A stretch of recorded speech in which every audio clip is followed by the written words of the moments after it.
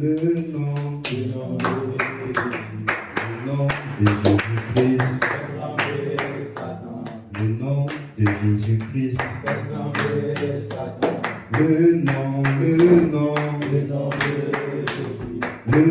le puissant nom, le nom de Jésus-Christ, le nom de Jésus-Christ. Alléluia. J'aimerais que tu puisses te lever avec moi et tu vas prier le Seigneur. Dans Matthieu chapitre 6, lorsque Jésus parlait de la prière, il a parlé vers la fin pour dire, Seigneur, donne notre pain quotidien.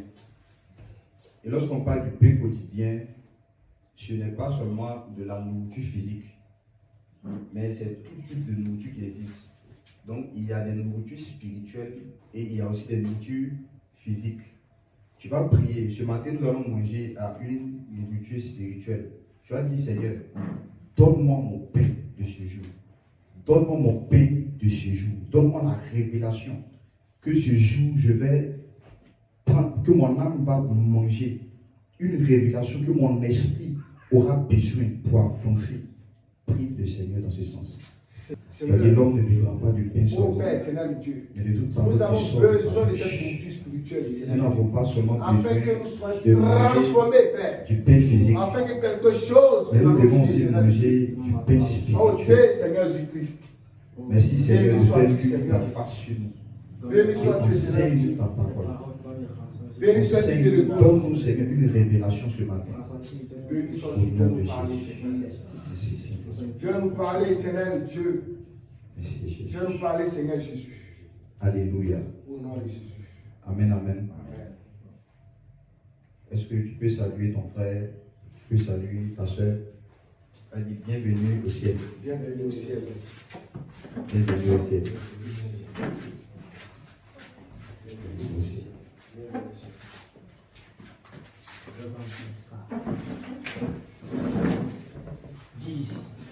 Merci Seigneur.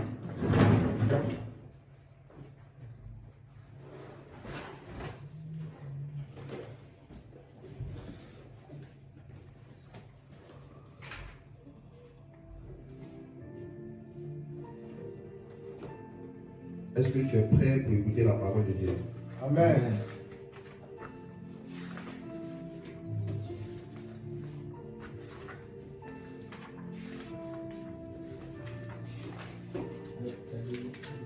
Dis avec moi, Seigneur, Seigneur, fais-lui ta face sur moi. fais-lui ta face sur mon serviteur.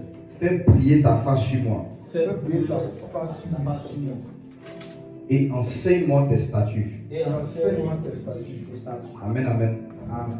Dans le tabernacle, lorsque vous rentrez dans le tabernacle, dans le lieu qu'on appelle le lieu saint, vous allez voir comme ça qu'il y a ce qu'on appelle le chandelier qui était là. Et juste en face du chandelier, il y avait 10 pains de proposition. Et ces 10 pains de proposition là parlent de la révélation de la parole de Dieu. Mais vous allez voir que cette révélation de la parole là se trouve en face du chandelier. Comme vous dit, tant que la face de Dieu n'a pas lui sur nous, c'est-à-dire n'a pas brillé sur nous, les révélations qui sont dans la parole de Dieu, on ne peut pas les comprendre. Donc, quand on construisait le tabernacle, les pains de proposition qui représentaient la loi de Dieu, qui représentaient la parole de Dieu, en face de ces pains-là, on a mis de la lumière, le chandelier, afin que le chandelier éclaire les pains qui sont là. Amen, amen.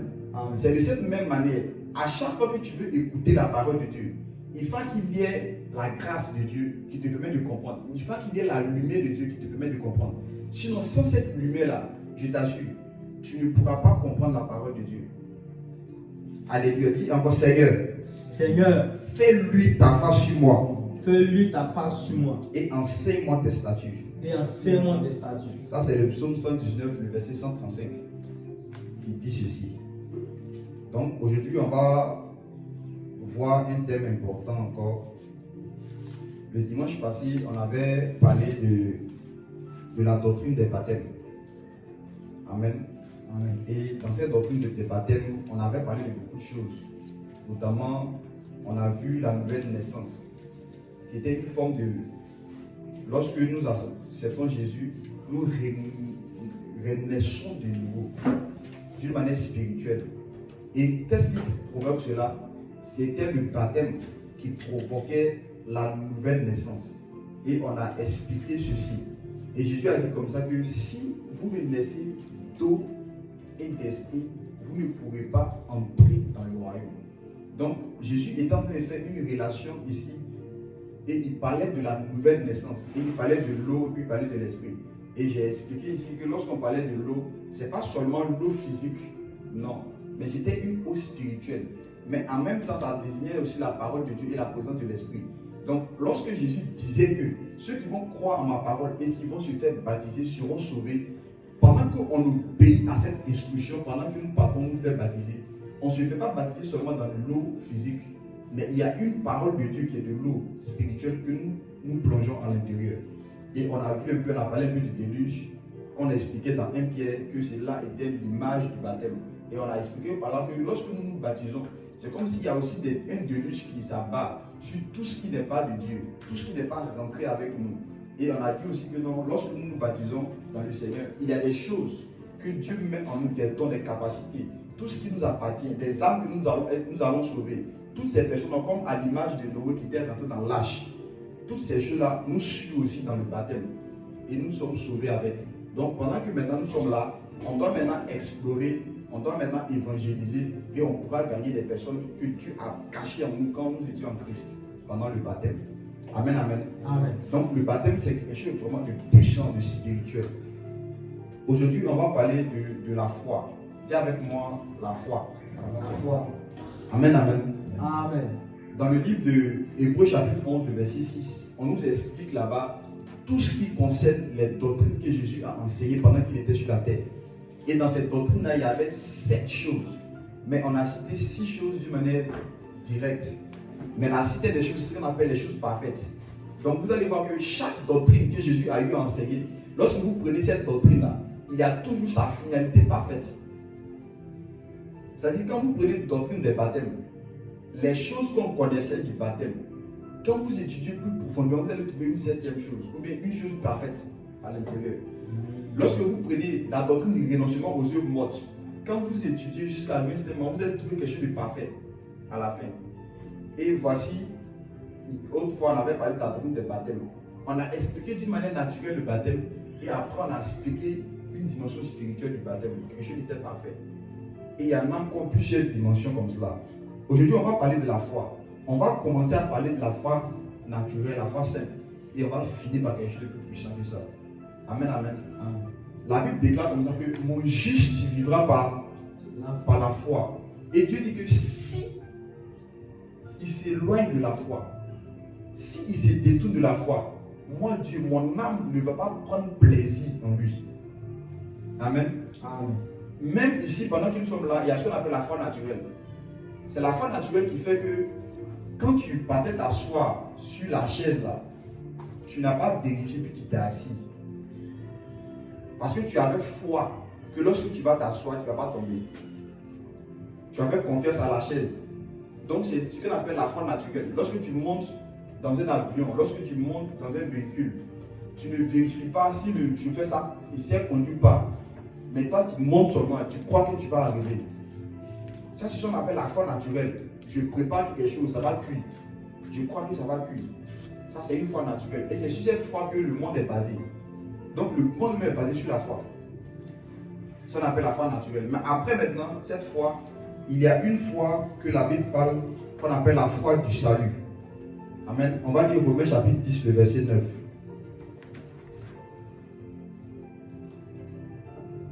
Romains chapitre 10, le verset 9.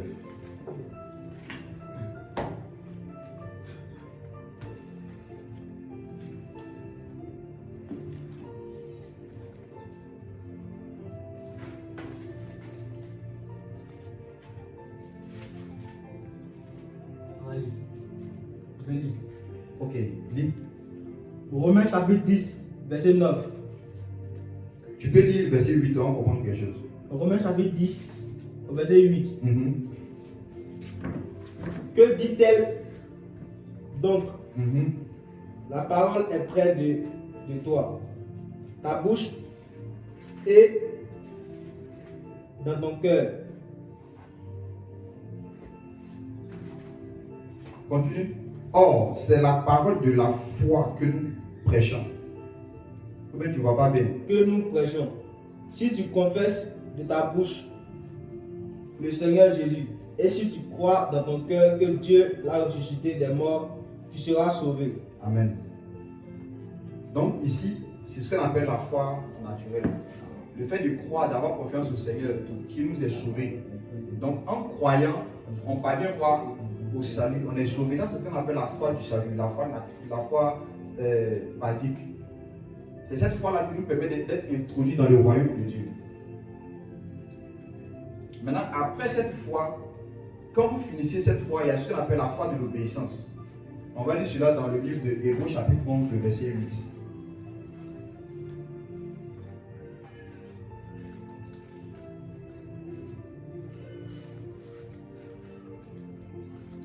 Dans Hébreux chapitre 11, le verset 8, la Bible déclare ceci. C'est par la foi qu'Abraham, lors de sa vocation, obéit et partit pour un lieu qu'il devait recevoir en héritage et qu'il partit sans savoir où il allait. Donc, Dieu l'a parlé. Il dit, sors de ta patrie et puis il faut partir, il faut sortir. Je vais te montrer un lieu où tu vas rester. Donc, pendant qu'il partait, il ne sait même pas où il allait partir. Il s'est levé et il a obéi à la voix de Dieu. Il est en train de marcher parce que c'est Dieu qui lui a parlé. De cette même manière, lorsque nous acceptons Jésus, que nous venons dans la foi, nous avons cru au Seigneur, nous sommes sauvés. Le Seigneur va nous donner des instructions que nous devons suivre, même si on ne sait pas où on va aboutir. C'est ce qu'on appelle la foi de l'obéissance. On a simplement foi en la parole de Dieu. Et ce que la parole de Dieu a dit, nous on met ça en pratique. On ne cherche pas à comprendre quelque chose. Et quand tu le fais ainsi, tu as confiance en Dieu. De cette même manière que tu t'assois, tu ne regardes même pas si ses cuits est cassé, même quoi, mais tu as confiance que si tu t'assois, tu n'as pas tombé. Mais quand Dieu nous parle, nous on réfléchit. C'est pas ça. On n'a pas la foi de l'obéissance, on n'obéit plus au Seigneur. On veut réfléchir pour savoir si on a notre intérêt dedans. Après, on n'a pas regardé quelque chose. Dieu l'a parlé, il a commencé à suivre. Donc, quand vous venez dans le Seigneur, quand vous êtes sauvé, Dieu va vous dire des choses que vous devez les suivre. Vous devez suivre seulement. Parce que Dieu veut tester si vous avez confiance en lui. Est-ce que tu as confiance dans le Seigneur? Il dit, est-ce que tu as confiance en moi? Donc, je vais te dire certaines choses que je ne vais pas te montrer la finalité. Je ne vais rien te montrer à la fin. Mais je vais voir si tu vas m'obéir vraiment. La foi de l'obéissance. Parce que lui qui a dit cette parole-là, il ne dit pas ça pour mon mal, il dit ça pour mon bien. Donc quelque chose qu'il m'a dit, je vais mettre ça en application. Je ne vais pas désobéir. Je vais mettre ça, je vais obéir, sans réfléchir, mais je vais obéir. Pourquoi? Parce que lui qui a dit, il ne mentira pas. C'est quelqu'un de confiance. Donc on appelle ça la foi de l'obéissance. La foi d'obéissance. C'est une manière d'avoir confiance en Dieu. Alléluia. Amen. Il y a une troisième foi aussi qu'on appelle, ou bien quatrième fois, si vous avez pris la foi naturelle qu'on avait parlé, il y a la foi active ou agissante. On va lire cela dans le livre de Jacques chapitre 2, le verset 17. Il y a tellement de passages qu'on peut lire, mais comme on ne va pas faire cela comme une étude complète, je donne quelques passages pour qu'on puisse comprendre un peu cela.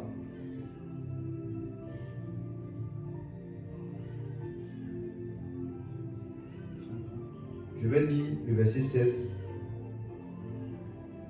La Bible déclare que et que l'un d'entre vous leur dise, allez en paix, chauffez-vous et vous rassasiez, et que vous ne leur donniez pas ce qu'il est nécessaire au corps. À quoi cela sert-il? Verset 17. Il en est ainsi de la foi. Si elle n'a pas les yeux, elle est morte en elle-même. Mais quelqu'un dira, toi tu as la foi et moi j'ai les yeux. montre-moi ta foi sans les œuvres, et moi je te montrerai la foi avec mes œuvres. Tu crois qu'il y a un seul Dieu, tu fais bien. Les démons le croient aussi, et ils tremblent. Veux-tu savoir, ô homme vain, que la foi sans les œuvres est inutile? Donc ici, il y a une autre foi qu'on appelle la foi agissante. La foi qui produit des œuvres. Ça dit quoi? Je suis là et je vois quelqu'un qui est dans le besoin. Et la personne vient me demander, dire certaines choses. Et moi, j'ai la possibilité d'aider la personne. Et vu que j'ai la possibilité d'aider la personne, je ne lui donne pas ce qui est nécessaire. Et puis je lui dis comme ça que hey, Dieu va faire, que Dieu te bénisse. Le Seigneur va agir. Or, la personne avait besoin peut-être d'une couverture pour se couvrir parce qu'il faisait froid. Or, j'ai ça.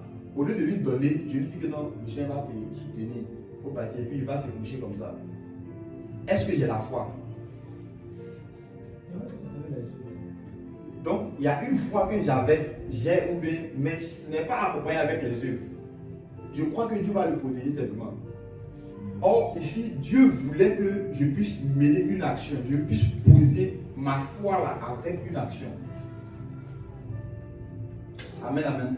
Amen. Donc là maintenant, je l'accompagne. Ma foi que j'ai, que Dieu peut le protéger là. Je comprends que c'est ça que Dieu m'a donné la capacité d'avoir quelque chose de matériel pour me donner. Soit de l'argent, soit quelque chose, un habit, et puis je lui donne. C'est une forme de foi, la foi agissante.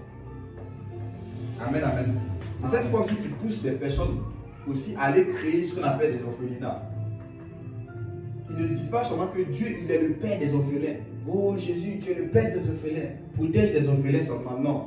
Mais cette foi qui est en lui, qui sait que Dieu est le Père des orphelins, cette foi l'amène à aussi aider les veuves, à aider les pauvres. Alléluia. Amen. Pour démontrer que véritablement Dieu, il est le Père des orphelins. Il ne dit pas seulement dans la bouche. Il ne soutient pas seulement dans la bouche, mais il accompagne avec les actions. Ça s'appelle la foi agissante qui produit des œuvres. Après cela, il y a une autre type de foi qu'on appelle la foi surnaturelle ou le don de foi. C'est cette foi qui opère des miracles. On voit cela dans 1 Corinthiens chapitre 12 où on cite et on parle des dons spirituels. On parle de dons de miracles, de guérison, tout ceci, mais il y a un don qui est là-bas, on appelle don de foi. C'est ce don de foi-là qui pousse quelqu'un à prier pour un malade et il y a une guérison qui se passe. On appelle la foi surnaturelle. C'est cette foi-là qui pousse à accomplir des œuvres, des grandes œuvres pour le Seigneur, à faire des miracles. Amen, amen. Amen. Maintenant, la foi dont je vais m'atteler encore ce matin, c'est ce que j'ai nommé la foi dimensionnelle. Donc, notre thème, ça se passe sur, ou bien le sujet qu'on va traiter aujourd'hui, c'est sur la foi dimensionnelle. Dis avec moi la foi dimensionnelle. La foi dimensionnelle. Amen, amen. Amen. Lorsqu'on parle de la foi, vous savez c'est quoi? C'est le fait d'avoir confiance en une personne ou à un être supérieur. Lorsqu'on parle de ce qu'on appelle dimension dimensionnelle, on veut parler d'une certaine foi, au fait, qui est au-delà de la réalité. C'est une foi qui commence à percer dans le temps, dans l'espace et de la matière, ça dépasse la matière. C'est une foi qui est au-delà de tout ce qu'on peut imaginer. Une foi supérieure. Amen, amen. Amen. Si vous voulez comprendre, lorsqu'on parle de dimension, c'est quoi? Regardez un peu comment le diamant est. Quand vous prenez le diamant et que vous le tournez, vous allez voir comme ça que c'est comme si le diamant est en train de rayonner dans tous les sens. C'est comme s'il y a plusieurs facettes. Je ne sais pas si vous voyez un peu. Le diamant brille, c'est pas ça? Donc vous allez constater comme ça que le diamant a plusieurs, c'est multicouleur d'une manière. Et puis tu vois que ça brille d'une certaine manière comme ça. Il y a beaucoup de facettes. Quand tu regardes au travers dedans, tu as commencé à voir beaucoup d'étapes, beaucoup de points, beaucoup de trucs comme ça. c'est ce qu'on appelle, c'est ce qui peut signifier un peu ce qu'on appelle dimensionnel. Si vous voulez comprendre aussi c'est quoi dimensionnel, je vais vous expliquer quelque chose de terre à terre. Quand vous prenez par exemple un point, le point n'a pas de côté. Il n'y a pas de côté, c'est un point seulement. Mais après ce point, on peut encore agrandir cela, tu fais un trait. Vous voyez, ça fait comme une base. Après cela, on peut aller dans une certaine dimension ou bien une troisième dimension où on parle de ce qu'on appelle, ou bien une deuxième dimension qu'on appelle carré. Dans la dimension 0 commence par un point. La dimension première, ou bien la première dimension commence par un trait. Et puis il y a une deuxième dimension. Là maintenant, ça va faire comme un carré. Amen. Amen. Un carré. Et après un carré, on peut créer par un carré quoi? Un cube. Quand vous regardez le carré plus le cube là, vous savez qu'il y a une différence, non? Le carré a combien de faces? Combien de côtés? Quatre côtés, n'est-ce pas? Maintenant, quand on parle du cube, le cube a combien de côtés? 6. Vous voyez? Mais vous allez voir que ça commence par un point. Mais au fur et à mesure, on voit que les surfaces, les modèles commencent à se transformer d'une certaine manière. Amen, amen. Donc là maintenant, on commence à voir plusieurs choses. Ça commence à être quelque chose de vraiment réel. Ça a commencé par un point près, après tourner jusqu'à... Et puis ça commence à avoir quelque chose, une forme de quelque chose. Mais vous allez voir que après le cube, il y a une autre chose, une autre figure qu'on appelle l'hypercube, qui a 8 faces. On appelle ça l'hypercube. Il y a un autre nom qu'on utilise aussi, tesseract. Vous allez voir qu'il y a 8 faces. Donc, regardez un peu comment l'objet va être. Si vous partez sur le net, vous pouvez taper, vous allez voir l'hypercube, vous allez voir, ça a 8 faces. Donc, automatiquement, ça va commencer à constituer quelque chose d'autre. Sa forme va être un peu d'une manière bizarre. Donc, quand vous voyez comme ça, voici comment les dimensions se voient en fait. Amen, amen. Amen. Donc, de cette même manière, il y a une foi qu'on appelle la foi dimensionnelle. Cette foi te permet de comprendre certaines choses à l'avance, de comprendre encore plus des choses basiques en fait. Et c'est sur cette foi qu'on va s'attarder ce matin. Alléluia. Amen. On va voir quelque chose dans le livre d'Hébreux chapitre 11, le verset 3. Gardez les images que je vous ai données à l'esprit. Hébreux chapitre 11, le verset 3.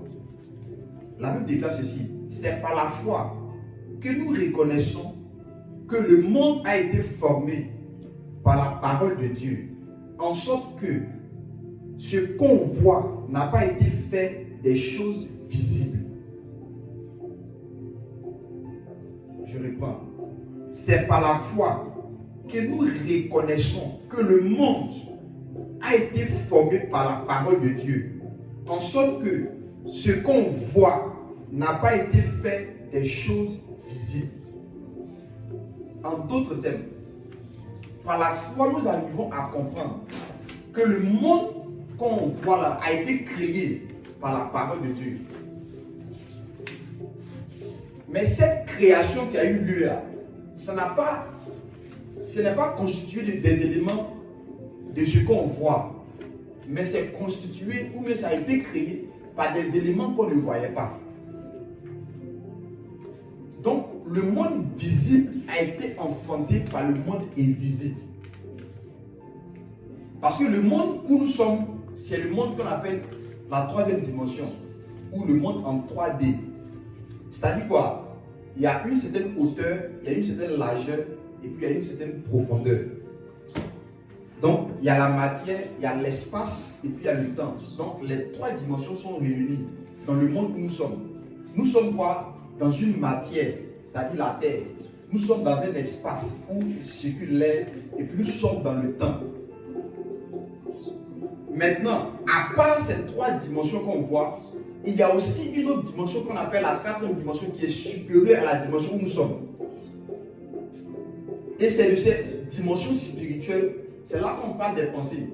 Parce que notre pensée, là, on ne peut pas mettre notre pensée dans un espace. Pendant que nous sommes là, nous sommes dans un espace où on peut dire qu'il y a la 3D, une trois dimensions. Il y a l'espace, il y a la matière où nous sommes. Et puis nous sommes dans un temps. Mais tes pensées peuvent quitter la matière, peuvent quitter l'espace, peuvent quitter le temps et puis aller loin. Donc on ne peut pas bloquer ta pensée ou bien tes émotions quelque part ici. Ton esprit ne peut pas être bloqué, ça peut voyager, ça peut sortir de là pour aller. C'est un peu comme ça que les prophètes font des expériences. Quand ils font ces expériences-là, ils peuvent aller pour voir dans le temps. C'est-à-dire pendant qu'ils sont là aujourd'hui, ils peuvent aller pour voir lundi les résultats, ce qui va se passer. Ils peuvent aller. Donc c'est dans cette dimension, quand vous étudiez la foi, vous allez voir que on peut aller comme ça. Et puis tu vois que tu n'es pas admis. Et puis tu peux changer les résultats que tu deviens.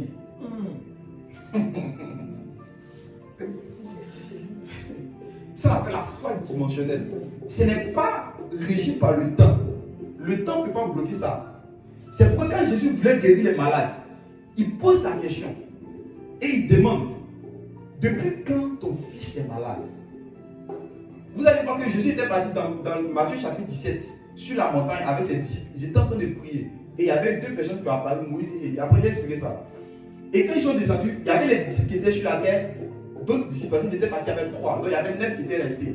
Ces 9-là, on les a envoyé un démoniaque. Ils ont prié, un lunatique. Ils ont prié, le démon n'est pas parti.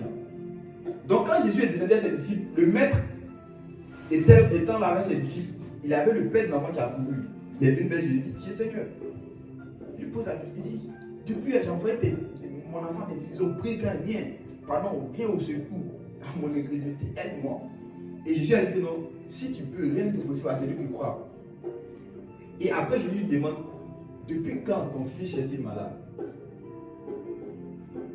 Parce que pour qu'il y ait certaines guérisons, il faut comprendre l'origine. Ce n'est pas que les apôtres là, ils ne croyaient pas. C'est pour ça qu'il y a une différence entre croire et puis la foi. Tu peux croire sans avoir la foi. Oui. Il dit: Seigneur, je crois, mais viens au secours à mon incrédulité. Donc on comprend par là que, au fait, l'incrédulité, c'est l'absence de la foi. Malgré que tu crois, mais tu es incrédule. Est-ce que ça veut dire ça? On peut croire pendant qu'on est incrédule. Le père de l'enfant dit: je crois, mais viens au secours à mon incrédulité. Le contraire de l'incrédulité, c'est quoi? C'est la connaissance. Il y a une connaissance, quand tu as accès à ces connaissances-là, je t'assure, la foi se manifeste comme ça. Donc les apôtres, quand on les envoyait l'enfant et puis prier là, tu penses qu'ils ne croyaient pas que le démon allait sortir? Ils croyaient fermement que le démon allait sortir. Mais ils ont prié, le démon n'est pas sorti. Quelqu'un qui prie que le démon sorte, tu penses qu'il ne croit pas que le démon va sortir quoi? Dans Luc chapitre 10, Jésus les a donné le même pouvoir pour chasser les démons, pour guérir tous ceux des malades. Donc ils savaient qu'ils avaient une certaine puissance qui allait agir. Donc pendant qu'ils priaient pour que le démon sorte, ils croyaient. Mais ils n'avaient pas la foi. Parce que la foi, c'est une dimension de connaissance. Donc, lorsque Jésus est descendu, Jésus n'a pas allé automatiquement pour chasser. Non. Il a dit: depuis quand l'enfant est malade? Rappelez-vous aussi également, lorsque les disciples étaient devant un paralytique, et Jésus, quelqu'un était aveugle, je crois, il était aveugle, et puis Jésus, les disciples demandaient comme ça que: Maître, est-ce que c'est lui qui a péché, ou bien c'est ses parents qui ont péché pour qu'il soit dans cet état? Or, on dit que c'était un aveugle de naissance. C'est-à-dire qu'il est né aveugle. Maintenant, pourquoi on peut poser la question, quelqu'un qui est né aveugle là, pourquoi on peut poser la question, est-ce qu'il a péché pour qu'il soit né aveugle? Ou bien c'est ça ses parents qui ont péché? Si c'est ses parents qui ont péché, on peut comprendre. Mais pourquoi on lui dit que non, est-ce que lui il a péché? Mais quelqu'un qui est né aveugle, c'est-à-dire dans le ventre de sa maman, elle a péché, je ne sais pas. Tu vois? Mais Jésus a dit que non, ni lui n'a péché, ni ses parents. Mais c'est pour que la gloire de Dieu soit manifestée. Regardez quelque chose, je vais vous montrer quelque chose. Lorsque on demande l'origine ou depuis quand la personne, par exemple, est malade, tout cela, on veut faire deux choses. Soit on veut faire appel au futur, ou bien on veut faire appel au passé. Lorsque nous sommes dans le présent, nous sommes dans le monde du 3D. Il y a un espace qui est là, il y a une matière, il y a le temps. Mais au-delà de cela, il y a une quatrième dimension, où maintenant on n'est plus dans la salle, on est hors de la salle. Et le corps ne peut pas aller, mais l'esprit peut aller. Donc lorsqu'on demande pour savoir depuis quand l'enfant est malade, on peut retourner au fait pour voir si ce n'était pas dans son enfance. On peut prendre les mêmes propriétés où il était en bonne santé pour transférer ça dans le monde physique où il souffre. Et puis cette dimension qui est là va être condamnée dans le passé. Ou soit on peut voir dans l'avenir, est-ce que la personne va guérir? Donc on va accélérer le processus. On va prendre ce qui va arriver dans le passé et dans le futur pour faire venir cela dans le présent. J'espère que vous ne vous perdez pas. C'est bon? Ouais. On est en train de parler de la foi dimensionnelle. J'espère que vous ne vous perdez pas. Non. C'est bon? Non. Ok. Si vous comprenez ces choses-là, vous allez voir que vous ne pouvez pas avoir peur dans la vie. Vous allez avoir une telle confiance dans le Seigneur que vous êtes calme. Quand les choses, ces choses qui sont en train de se passer, tu es calme. Parce que tu sais que tu n'es pas en retard, comme Papa Kajan nous l'a prophétisé. Parce que Dieu est capable. Les années que tu as perdues là, Dieu est capable de te donner ça.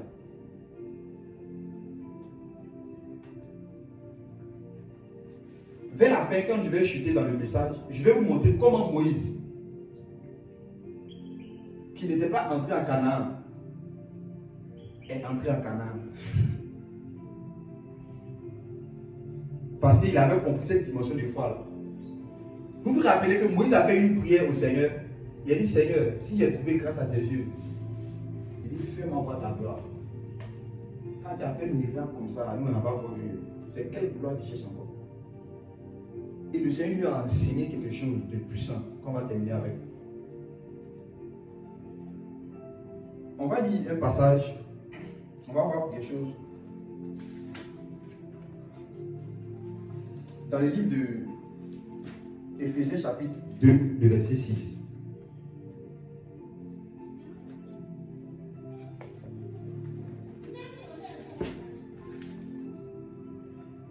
La personne qui a trouvé peut lire.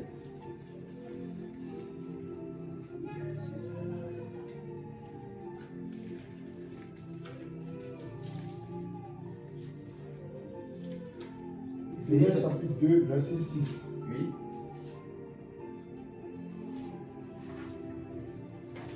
Il nous a ressuscités ensemble et nous a fait asseoir ensemble dans le lieu céleste en Jésus-Christ. Amen. Regardez quelque chose. On dit que toi, tu as été ressuscité avec Jésus et puis tu es assis avec Jésus dans les lieux célestes.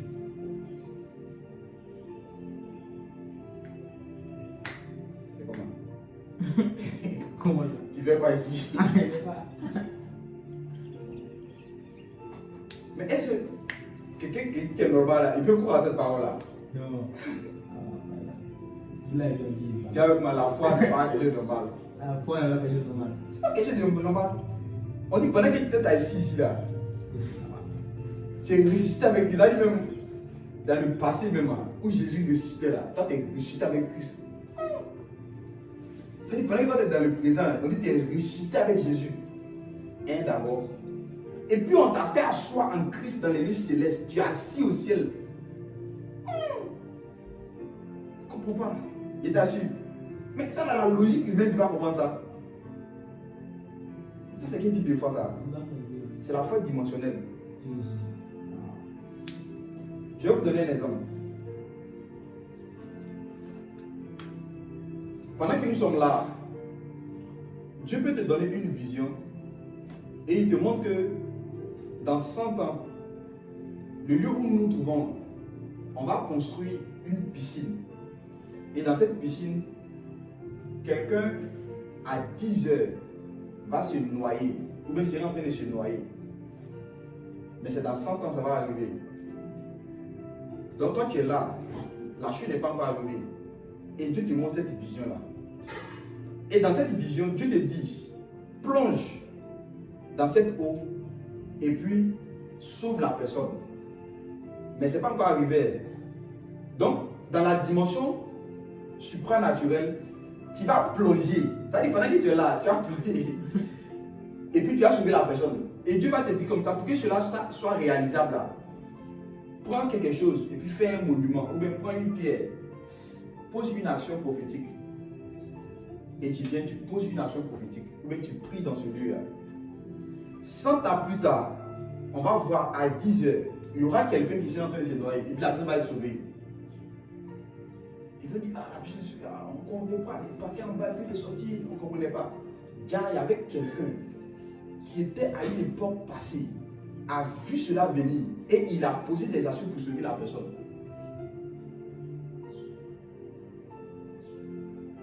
Amen, amen. C'est de cette même manière, Jésus, pendant qu'il se faisait baptiser là, il ne s'est pas pressé là. Il pouvait entrer dans des dimensions pour te prendre toi avec lui, pour te prendre cette personne avec lui. Il a pris le monde entier avec lui. Ceux qui étaient avant son époque, après son époque, pendant son époque. Et puis il est mort avec eux. Il s'est baptisé avec eux. Même pendant qu'il mourait là-bas, il a fait tout ça, puis il est mort. C'est pourquoi que tous les païens là, ils sont destinés à être sauvés. Mais s'ils n'acceptent pas cette réalité, ils ne croient pas que Jésus est le chemin de la vérité, ils vont perdre ça. Il a payé le prix pour tout le monde. Et c'était l'œuvre du Père. C'est pour ça que le Père, on l'appelle l'Éternel. C'est-à-dire lui qui contrôle le temps. Il contrôle le temps. Donc quand cette œuvre est en train de s'accomplir, il y a quelque chose de spirituel qui s'est passé. Vous allez voir à la croix, tout d'un coup comme ça, Jésus a fait une prière, il dit, Père, pourquoi m'as-tu abandonné? Il y avait eu quelque chose de spirituel qui se passait en fait. Il a fallu que le Père abandonne soit peu son fils pour rentrer dans le temps pour chercher tous les âmes pour mettre ça sur lui. Il y a eu quelque chose de spirituel qui s'est passé comme ça. La foi dimensionnelle. Alléluia. Amen. Je connais des personnes comme ça. Ils sont partis taper leurs résultats. Examen, ils ont vu, ils n'ont pas eu. Ils sont partis prier, ils sont revenus taper, ils ont eu. Peut-être que vous n'avez pas encore entendu des trucs comme ça. Vous allez demander, vous allez voir. Il y en a comme ça. Il y a ces personnes qui ne sont pas admis. Ils viennent, ils cherchent leur nom sur la liste. Mais après, ils sont admis. Comment ça se passe? Il y a une foi, il y a quelque chose de secret qui est caché quelque part. Une certaine matière qu'on n'enseigne pas à tout le monde, mais qui est enseignée dans l'esprit. Alléluia. Et quand vous connaissez ces choses, donne-moi l'autre micro.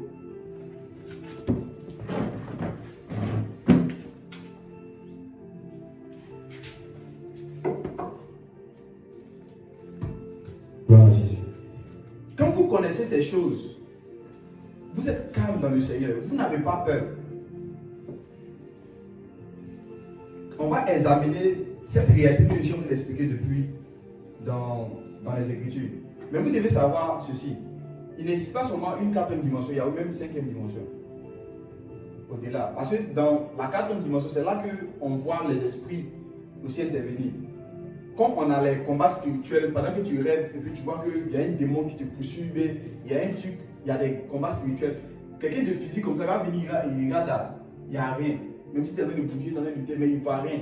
C'est toi, peut-être tu peux voir, parce que toi tu es dans une autre dimension. Tu n'es pas dans cette dimension de la 3D. Tu es en dehors de l'espace. Tu es en dehors du temps.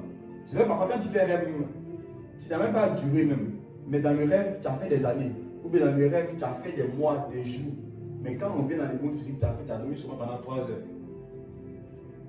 Ou bien quelqu'un même il a dormi seulement 10 minutes, mais ce qu'il n'a pas rapporté dessus feu là. Toi, tu n'as pas croire. Il va écrire. Ça fait. Parce qu'il a transcendé le temps. Bien vrai qu'il y a plusieurs temps qui existent. Vous connaissez, On dit comme ça qu'un jour devant Dieu égale à 1000 ans. Donc maintenant, 1 heure devant Dieu, maintenant, c'est combien? Donc il y a des dimensions où on rentre, le temps disparaît. Où le temps s'est ralenti au fait. Et toutes ces réalités dont je vais vous expliquer, ça vient dans les Écritures. Mais quand on lit, ça fait que non, on ne peut pas aller vite. Donc j'essaie d'expliquer tout pour qu'on puisse comprendre. Donc il faut que vous puissiez comprendre ces choses-là. Donc quand on prie, parfois c'est dans cette dimension que les choses agissent. Donc croyez à la prière. Pourquoi est-ce qu'on ne va pas croire à la prière si on comprend ça? Parce que c'est quand tu dis une parole que cela va commencer à modifier les choses qui ne sont pas à leur place. C'est comme ça. Donc pourquoi ne pas aimer la prière? Pourquoi ne pas croire à la prière? On va aller dans la parole de Dieu et on va voir certaines réalités encore de ce que nous sommes en train d'expliquer. Et je vais parler ici d'une personne qu'on connaît, Moïse. Amen. Amen. Comment est-ce que Moïse est parvenu à cette foi-là et a accompli de grandes choses? Tu vas prendre avec moi Exode 33, le verset 21.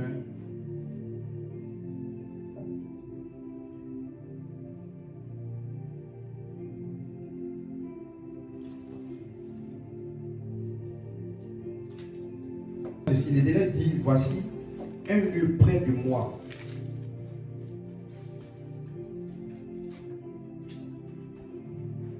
Vous y êtes? L'Éternel dit, voici un lieu près de moi. Tu te tiendras sur le rocher. Quand ma gloire passera, je te mettrai dans un creux du rocher et je te couvrirai de ma main jusqu'à ce que j'ai passé. Alors, du moins, verset 23, et lorsque je retournerai ma main, tu me verras par derrière, mais ma face ne pourra pas être vue.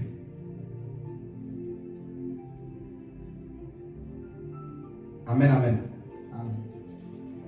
C'est où Moïse a fait la fameuse prière, Seigneur, si j'ai trouvé grâce à tes yeux, fais-moi voir ta gloire. Donc le Seigneur dit que tu ne peux pas me voir plus vite. Mais je vais faire quelque chose. Tu vas te tenir sur le rocher et je vais passer.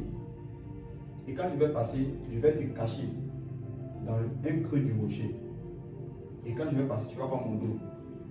Il y a tellement d'explications, on ne peut pas voir tout. Mais je vais vous montrer seulement un aspect de ce qu'on est en train d'expliquer aujourd'hui sur la foi dimensionnelle. Amen, amen. Amen.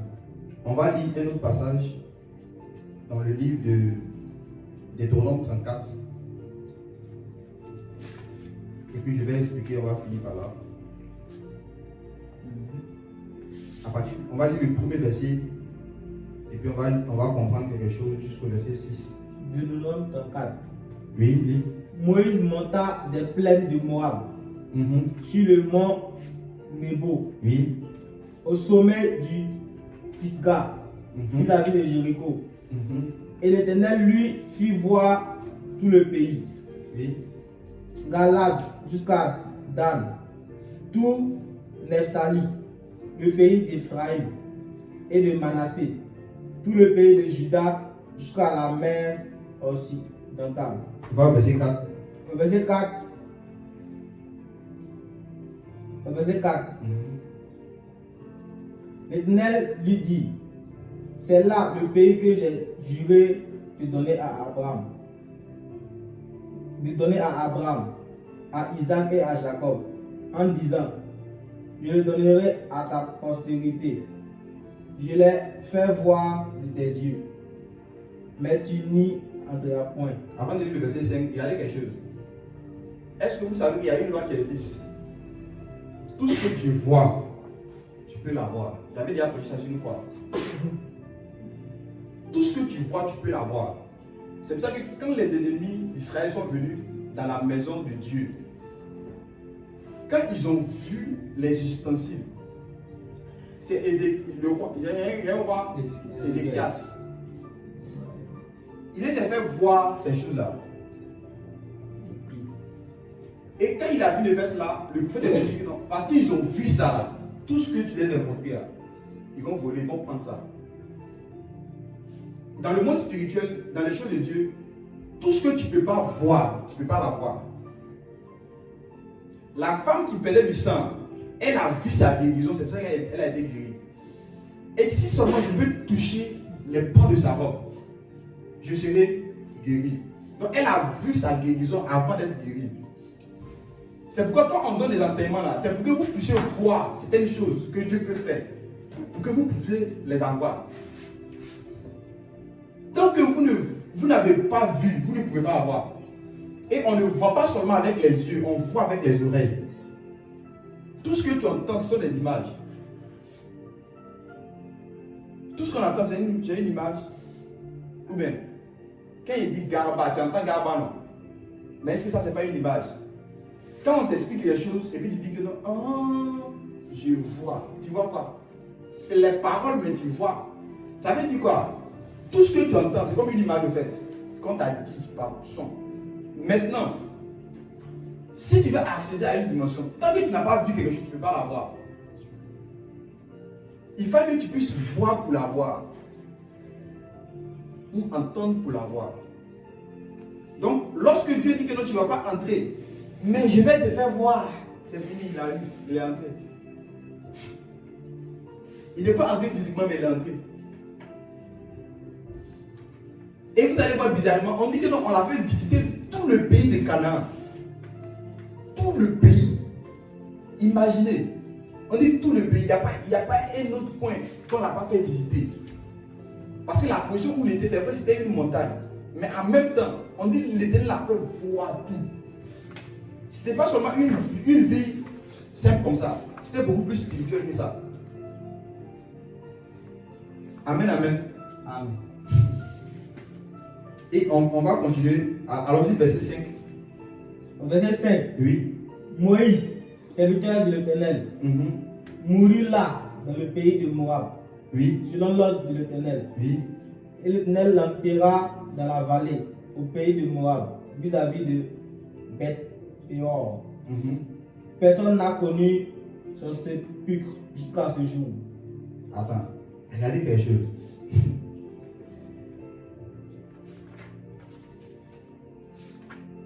Après, on va lire le dernier passage, comme ça je vais expliquer en couleur en prière maintenant. Verset 7. Non, non, allons-y dans Hébreu. Hébreu chapitre 11, le verset 24 à 26.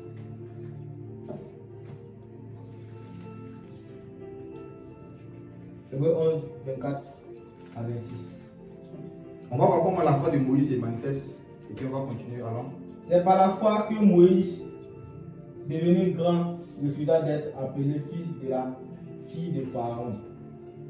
Il préféra être maltraité avec le peuple de Dieu que d'avoir pour un temps la jouissance du péché.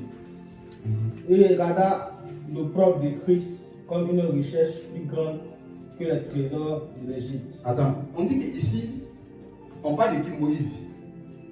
Est-ce que Moïse et puis Christ ont vécu dans la même époque? Non.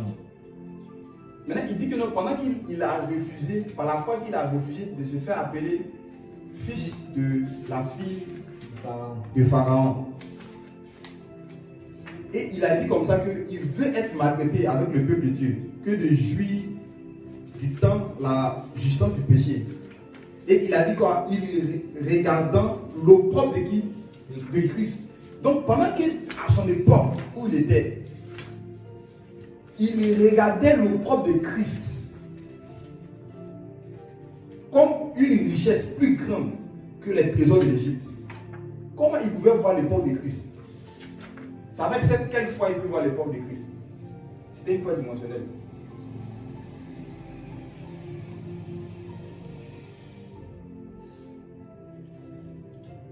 Et même le verset dit, c'est par la foi qu'il quitta l'Égypte, sans être effrayé de la colère du roi, car il se montra ferme, comme voyant celui qui est invisible. La foi que Moïse avait était une foi qui a atteint un degré dimensionnel, où il pouvait voir certaines choses qui allaient venir et puis les vivre. Amen, amen. Amen. Maintenant, je vais expliquer, écoutez-moi très bien ici. On a lu beaucoup de passages. Maintenant, écoutez-moi bien. Lorsque vous lisez la parole de Dieu, il y a des détails qu'on ne doit pas jouer avec. Dieu est un Dieu des détails. Tout ce qui est dans les Écritures là, ce n'est pas mis au hasard. Vous croyez que Dieu va prendre son temps pour expliquer des personnes qui vont écrire Moïse, il est mort ici, il est mort tant. Vous pensez que Dieu n'a pas le temps quoi?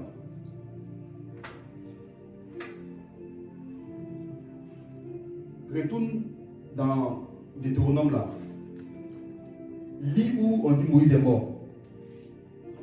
Vous allez voir qu'on cite lui. Verset 5. Moïse, serviteur de l'Éternel, mourut là, dans le pays de Moab. Il est mort où ça?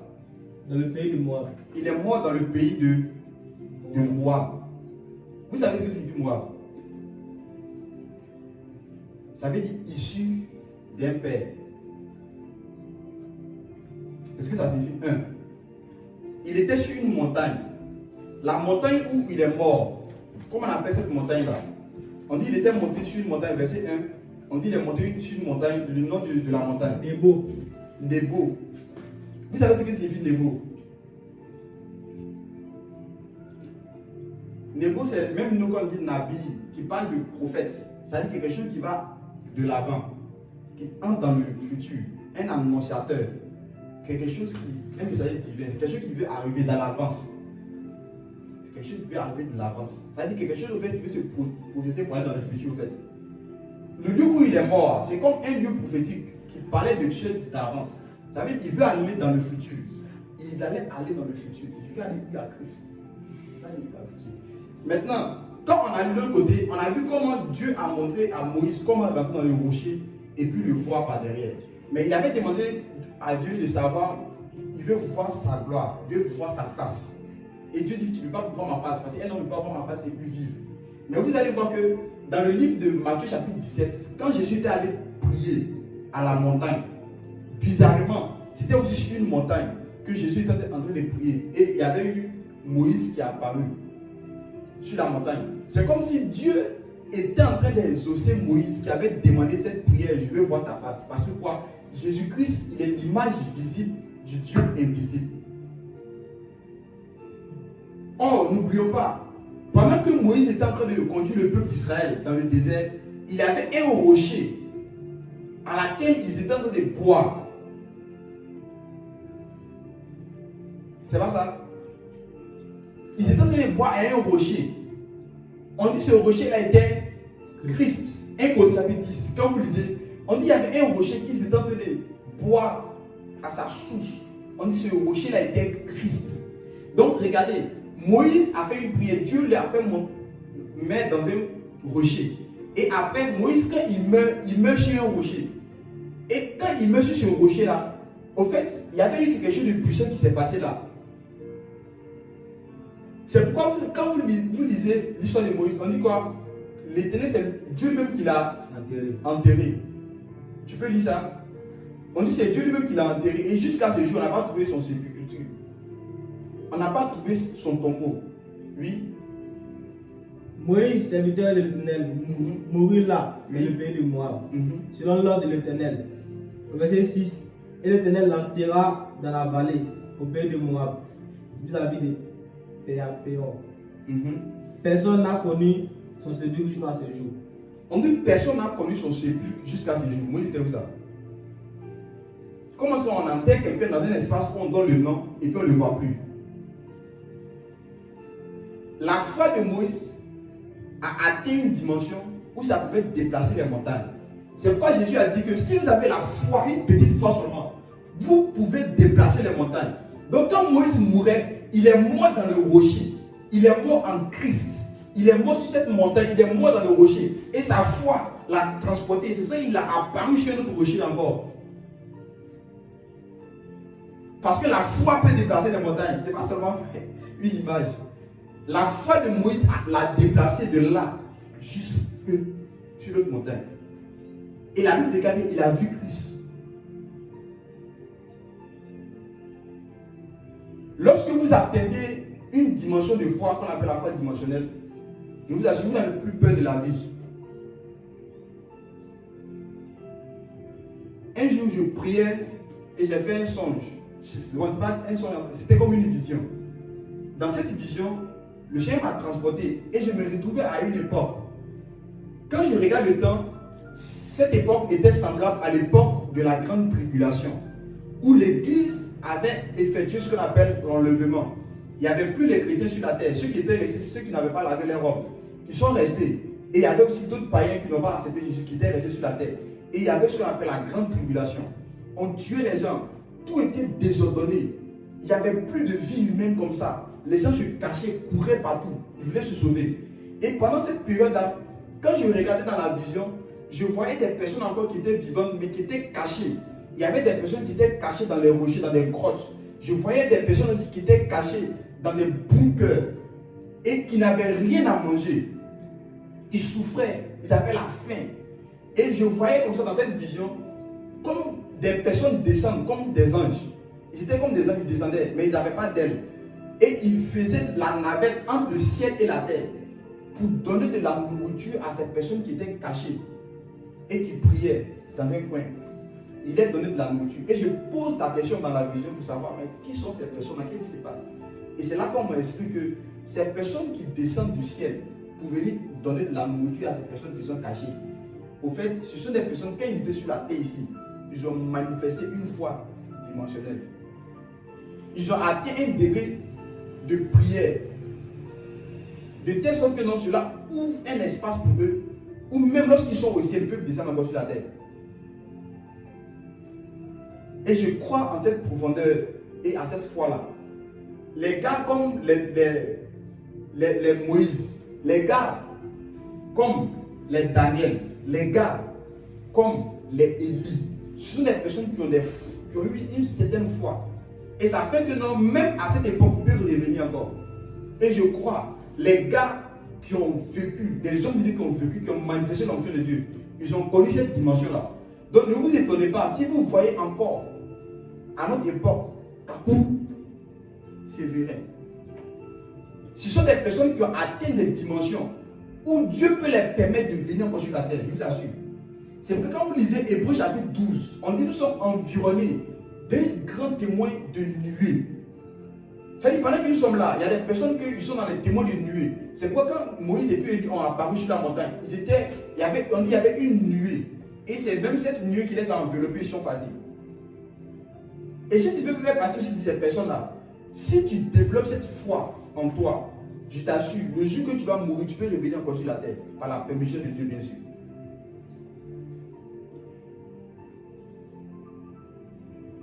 Dis avec moi la foi dimensionnelle.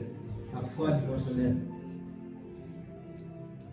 C'est cette foi qui peut produire que lorsque il y a un malade, on peut pour lui guérir. Au fait, parfois, il y a une foi qui doit se manifester, qu'on appelle la foi dimensionnelle, pour voir est-ce qu'il va être sauvé même. Et est-ce que dans la Nouvelle Jérusalem, il va être bien. On dit, ah, lui là, il va se porter bien. Parce que dans la Nouvelle Jérusalem, il n'y a personne, il n'y a pas malade là-bas. Donc, ok, que cette même vie qu'il allait vivre là-bas soit en lui.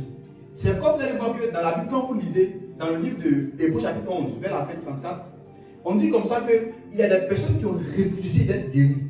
Il y a des personnes qui ont refusé de recevoir la guérison. Il y a des personnes qui ont refusé même d'être délivrées de la mort. Pourquoi? Parce qu'ils voulaient vivre une excellente résurrection. Parce que pendant qu'on utilise ta vie qui est là-bas pour te donner, c'est comme si cela va diminuer un peu.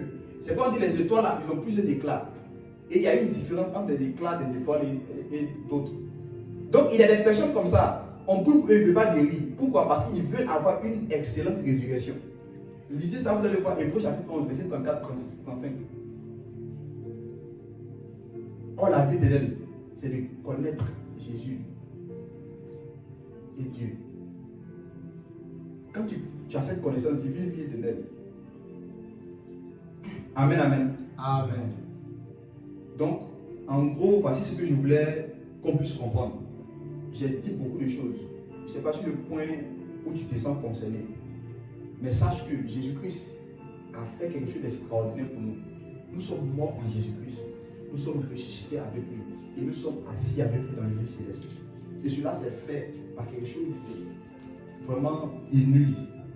Donc j'ai nommé ça la foi dimensionnelle, qui rentre dans le temps, qui transcende le temps, qui rentre dans l'espace, qui passe dans beaucoup de choses. Et vu que tu as compris ces choses-là, ne panique pas. Rien n'est encore gâché. Il y a encore de l'espoir. Amen, amen. Ce message est venu pour nous donner encore qu'il y a encore de l'espoir. Que nous devons compter sur le Seigneur. Nous devons avoir confiance dans le Seigneur. On va prier le Seigneur. Ne t'inquiète de rien et n'aie aucune crainte. La joie vient le matin, les problèmes ne durent qu'un temps. Car il y a un ami nommé Jésus, il est sûr à toutes tes larmes.